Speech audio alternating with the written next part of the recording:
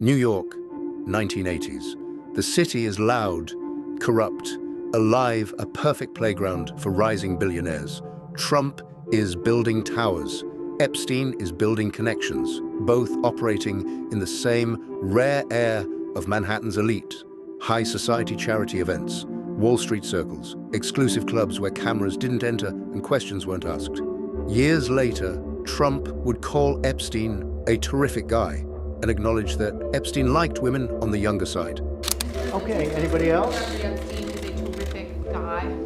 Well, I knew him like everybody in Palm Beach knew him. I mean, people in Palm Beach knew him. He was a fixture in Palm Beach. I had a falling out with him a long time ago. I don't think I've spoken to him for 15 years. I wasn't a fan. I was not, a long time ago. I'd say maybe 15 years. I was not a fan of his, that I can tell you. I was not a fan of his. So I feel very badly, actually, for Secretary Acosta, because I've known him as being somebody that works so hard and has done such a good job. I feel very badly about that whole situation. But we're going to be looking at that and looking at it very closely. We're also going to be signing a big contract in a little while, so we're going to see you in a little while in a different room in a different part of the White House where we're going to be signing up a big deal with Boeing.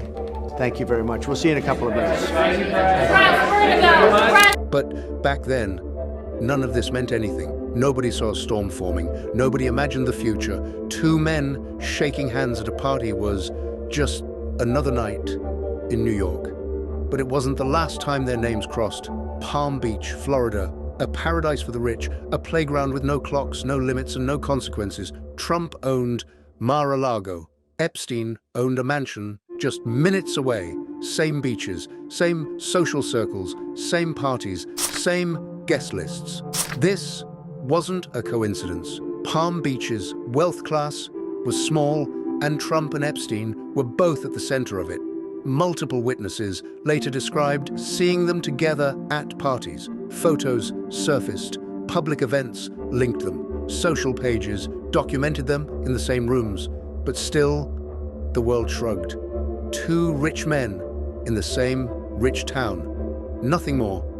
Except in Palm Beach, a different kind of story started forming. Because Epstein's behavior, whispers, rumor, private complaints started spreading from mansion to mansion.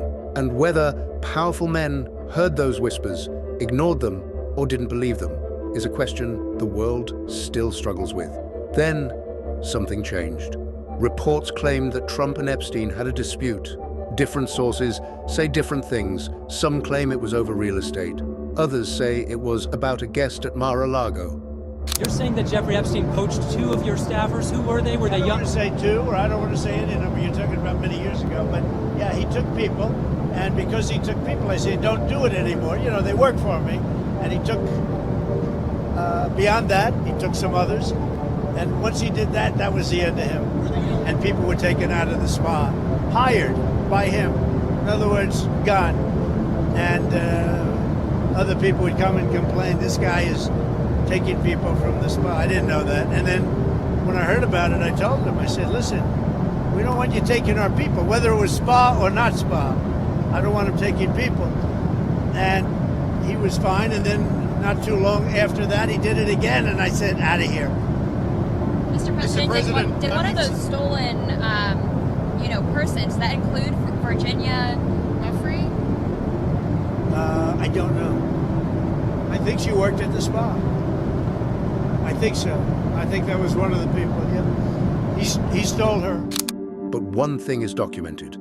Trump banned Epstein from Mar-a-Lago. That is an official statement, not speculation. He's writing stories about the time he threw him out of Mar-a-Lago. Can you settle that? What was it about? What caused the breach? That's such old history. Very easy to explain, but I don't want to waste your time by explaining it. But for years, I wouldn't talk to Jeffrey Epstein. I wouldn't talk because he did something that was inappropriate. He hired help. And I said, don't ever do that again. He stole people that worked for me. I said, don't ever do that again. He did it again. And I threw him out of the place, persona non grata. I threw him out, and that was it. I'm glad I did, if you want to know the truth. This was the period where the two men's circles began drifting apart. Trump went deeper into politics and television. Epstein went deeper into secrecy. But in the shadows, their names still appeared in overlapping flight logs, guest lists, and deposition references, not because they were friends, but because the elite world of the 90s and 2000s was one small, tight, interconnected circle, a circle where money opened every door and silence protected everything else. Palm Beach police investigated Epstein. Victims came forward. Evidence was collected. A case was built. This is where the Epstein story stopped being a rumor and became a legal reality. Have you ever been convicted of a crime? Yes. What was the crime of which you were convicted? Two counts, one soliciting prostitution and procuring a minor for prostitution. Did you in fact commit those acts? I'm going to invoke my Fifth Amendment right. How many times have you solicited a minor for prostitution? Same answer. How many times have you solicited a minor for prostitution in the state of Florida? Same answer. Have you ever solicited a minor for prostitution in the Virgin Islands?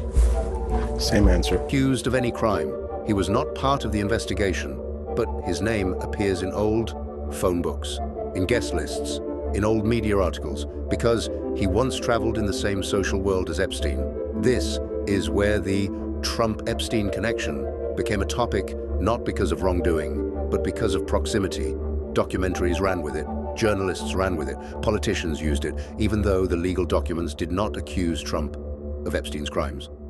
This is how a name becomes linked. Association, not evidence. Appearance, not action. Context, not crime.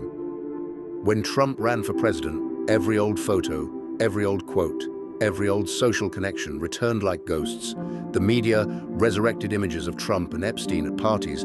In this city, at the time when Jeffrey Epstein and Donald Trump, we are now seeing, were going to events together and in photos now together. Now, this was years before any of the criminal allegations of Jeffrey Epstein first surfaced, but when you see these photos unearthed by the K-File of this apparently very friendly relationship between the two men, what's your takeaway? Well, look, the reality is that among the ultra wealthy, the celebrity class and culture in New York City, especially in the 1990s, it's sort of a small town in the big city. Everybody was at everybody else's parties. Everybody knew where to find them. There were lots of pictures taken. There were lots of photos. The thing that's so poisonous about conspiracy theories as a form of disinformation is that it's a closed loop and you can never get out of it. If there's a photo or footage, people seen together, you say, oh, there's clearly some connection. If there's no photo of them together, people say, well, what are they hiding? And you just can't get out of it. And as Donald Trump has built his political career around conspiracy theory, starting with birtherism, he's basically created a Frankenstein's monster that is now broken out of the lab and is chasing him down Pennsylvania Avenue. Every photo that shows him anywhere near Epstein is going to be more fuel for the fire of this gigantic constituency for this conspiracy theory that Donald Trump himself helped to build. Old interviews resurfaced. Opponents weaponized narratives. Supporters defended him fiercely. But the fact remained. The two men had a history built in the open, and now dissected under a global microscope. Years later, after Epstein's death, court documents were unsealed. Deposition references were made public. Names from old social circles resurfaced. Trump's name appeared. Again, not as an accused, but as a public figure who once knew Epstein. Context, no allegation. Proximity, not guilt. Yet the internet blurred everything. People mixed rumors with facts, clips with conclusions, headlines with assumptions. And you, the viewer, were left trying to understand what was real and what was noise. Unsealed filings, court references, witness lists, old calendars, flight data, address books, all released to the public. Back now to the breaking news we're tracking. This is a live shot of the House of Representatives in Washington. Let's listen. 27, the nays are 1. 2/3 being in the affirmative. The rules are suspended. The bill is passed, and without objection, the motion to reconsider is laid on the table.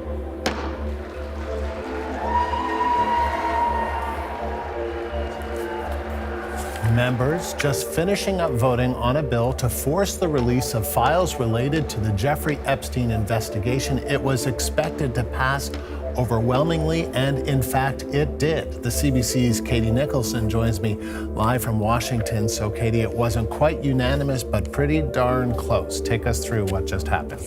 Yeah, and they only needed a 2/3 sort of majority to pass that here. Clearly, they hopped over that. It's important to note that a lot of Epstein's victims and accusers, they were actually watching all of this unfold in the gallery as well. So you heard a bit of a reaction there when it was gavelled in, and certainly lawmakers pleased to have been pushing on this, a bipartisan effort for months now, and then no doubt some of that sound that we heard there coming from the survivors and the accusers who've had a very emotional day, but also, as they told us today, a emotional couple of weeks watching all of this unfold. These documents showed one undeniable truth. Epstein's world was massive. Billionaires, scientists, royalty, politicians, celebrities, business tycoons. His network touched almost every level of global influence. Trump appeared in the documents as someone who knew Epstein, same as names like Clinton, Gates, Prince Andrew, and many others. But again, no charges, no accusations, no criminal implication in the Epstein case. What the files truly revealed was this: the elite world is not a straight line. It is a web, a network, a map of connections built over decades. Trump was one node in that map, not at the center, not in the shadows, simply present. So what does all this mean? It means that power is never clean. It means that elite circles overlap in ways the public rarely sees. It means that history remembers the connections you made long after you've left the room. Trump knew Epstein. Epstein knew Trump. That is the truth. Not more, not less. No accusations, no assumptions. Just documented reality, cold, uncolored, undeniable. But if you think this story ends in the past, you're wrong, because the files are still being unsealed. More names are still coming out. More connections are still being reinterpreted. More histories are being rewritten. The world still doesn't know the full picture, and maybe it never will. In power, every connection matters, even the ones you don't remember. Have you ever been convicted of a crime? Yes.